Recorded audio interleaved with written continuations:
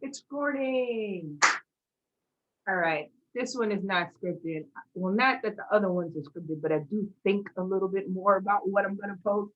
This time, I'm just going to talk from the heart. Let's see how this goes. Welcome to Simply Crystal, Simply Me. I am Crystal Moore, and today I want to talk to you a little bit about ancestry DNA and my testimony and my fears. Now, if you're watching this wanting to know the actual results of my DNA, then that's in part two. This is part one. This is the pre experience before I actually click to see what the results are. I'm just going to talk about that. All right. What happened? What's going on? Why am I fearful? I am the queen of trying to motivate others, inspire others, encourage others. But this time, this one got me a little shook. So to start the story, I have to roll back to Christmas time. My cousin Leslie, I love her to death.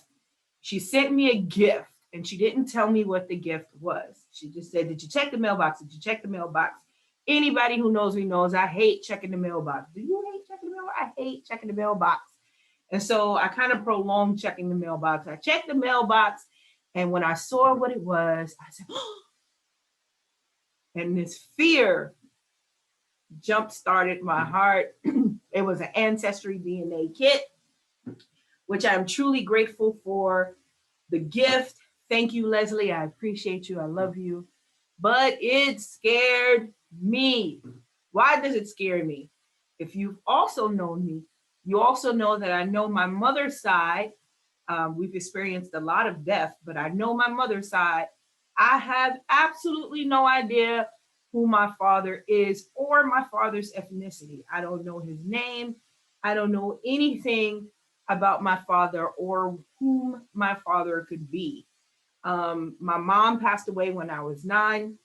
I was raised by my mother's side of the family, lived with my Aunt Diane for a little bit, then lived with my grandfather till 13. My Aunt Diane died at 11. My grandfather died when I was 13. I actually found him in the street when I was 13. He had died of a heart attack. And then I moved in with these are things that I could talk about in other videos. Then I moved in with my aunt and uncle, my mother's brother, and they raised me, and thank God they're still alive. So I've overcome a lot of things in my life, but my father's side of the family, like, whoa. So everybody has always said to me, "Crystal, you're Spanish, you're Spanish, you're Spanish. I know you're Spanish." I'm like, how you know I'm Spanish? And that's because I pick up on Spanish really easily. I can speak Spanish very easily. I've worked 10 years in Spanish Harlem. Shout out to my Spanish Harlemites, Fort George, that whole crew, love you to death. But I don't know if I'm Spanish. So the one name that of the person that I think could have been my father, I decided to look up when I was 16. And back then we had telephone books. It wasn't the World Wide Web.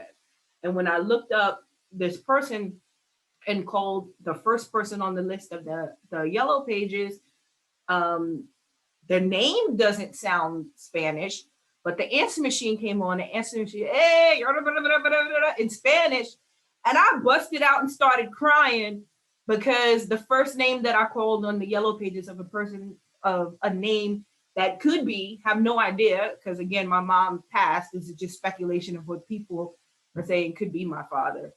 The first name that I called, I busted out and started crying. So from that point on, I decided maybe it's not for me. I just closed that chapter of the book. Whomever my father is, thank you for getting me into the world, but I trust God as my father. Whatever my ethnicity is, that's it. You know, it is what it is. I'm just grateful to be simply Crystal, simply me. And now my cousin who gives me this kit brings all of this stuff back up into surface for me. Because now I'm like, I could possibly find out who my father is or a side of my family or heritage that I don't know simply from this kit. So I was petrified to do it.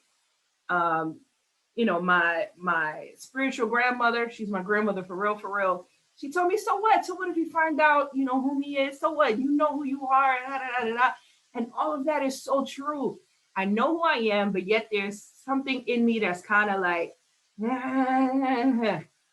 so the kit, not to be graphic because I totally dislike this part, but the kit you had to spit into a tube and then mail it in, and they analyzed the tube. So I mailed it in, and my stomach was still turning, stomach still turning.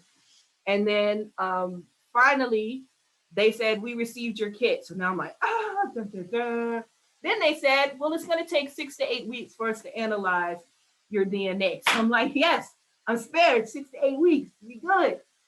Took about maybe 4.5, came right back, and the results are in.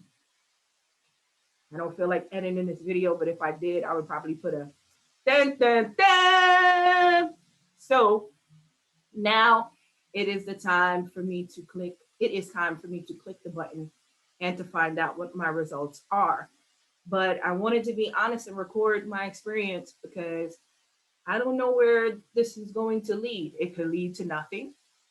I'll still be Simply Crystal, Simply Me. Or it could actually lead to me finding a side of me that I never knew. And if it does, I'll still be Simply Crystal, Simply Me. So, Musa, I said all of that to say, I'm going to, this is part one again, but I'm going to click and I'm going to find out about my heritage. So prayers up for me, prayers that I won't be afraid, that I'll just take it for what it is. There's no guarantee at all that I will find out any of this, but I just figured I'll be transparent and honest in recording how I'm feeling about this experience. So share with me, talk to me, tell me, have you had any experience with AncestryDNA? If so, what did you find out and how did that make you feel? Also, leave a comment in the comment section about anything you would like me to talk about on Simply Crystal, Simply Me in relation to the religious world, church world, so on and so forth, God. That's mostly what I talk about, but I'm being bold and I'm sharing how I'm feeling on this video. Thank you so much for watching. God bless you. I love you. Stay tuned for part 2.